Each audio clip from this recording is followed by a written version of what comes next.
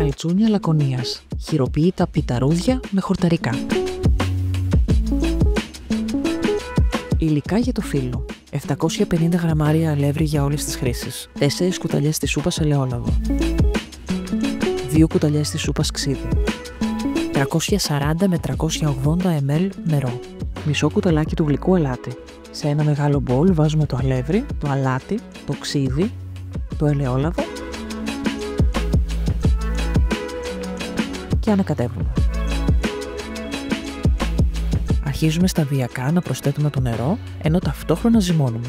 Αν θέλετε να βλέπετε περισσότερες συνταγές, κάντε εγγραφή στο κανάλι του Φουντουρίσμου. Γράψτε μας στα σχόλια τις εντυπώσεις ή τις συμβουλές σας. Το ζυμάρι πρέπει να είναι λίγο και ελαστικό, δηλαδή καλό είναι να μην γίνει πολύ σφιχτό. Αφήνουμε το ζυμάρι σκεπασμένο να ξεκουραστεί για τουλάχιστον μισή ώρα. Αφού στεγνώσουν τα χορταρικά, τα ψιλοκόβουμε με μαχαίρι. Μισό κιλό σπανάκι καθαρό βάρος. 300 γραμμάρια αντίδια καθαρό βάρος. Ένα ματσάκι καυκαλίθρας. Ένα ματσάκι μυρόνια. Μισό μαρούλι.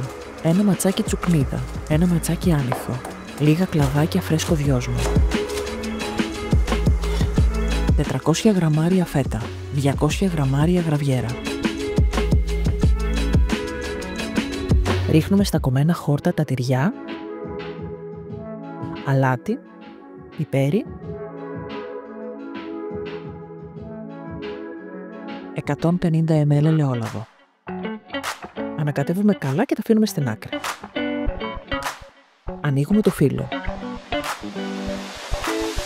Κόβουμε ένα κομμάτι από το έτοιμο ζυμάρι, το κάνουμε μπαλίτσα και το ανοίγουμε σε φύλλο περίπου με διάμετρο 1 μέτρο.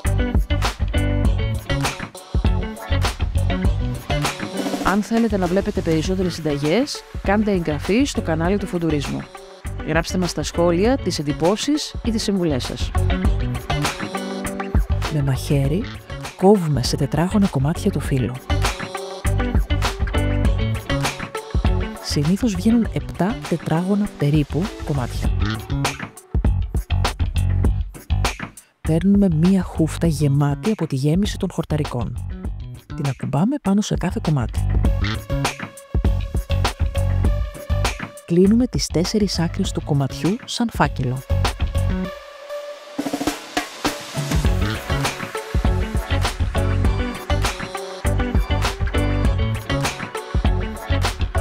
Ακουμπάμε με προσοχή για να μην τρυπήσουν τα καλτσούνια πάνω σε μία επιφάνεια ψησίματος ή σε ένα μεγάλο αντικολλητικό τηγάνι. Η ένταση της φωτιάς πρέπει να είναι στην αρχή μέτρια προς δυνατή για να ψηθούν καλά τα καλτσούνια από τις δυο τους πλευρές. Στη συνέχεια όμως χαμηλώνουμε την ένταση για να προλάβουν να ψηθούν και τα χορταρικά στο εσωτερικό. Συνολικά τα καλτσούνια χρειάζονται περίπου μισή ώρα ψήσιμο σε μέτρια φωτιά. Όταν είναι έτοιμα, τα βάζουμε σε μια μεγάλη ρηχή κατσαρόλα ή σε ένα μεγάλο γυάλινο σκεύος και ρίχνουμε ανάμεσά τους λίγο ελαιόλαδο. Αν σας άρεσε το βίντεο κάντε like και αν θέλετε να βλέπετε περισσότερες συνταγές, κάντε εγγραφή στο κανάλι του Φουντουρίσμου. Γράψτε μας στα σχόλια τις εντυπώσεις ή τις συμβουλές σας.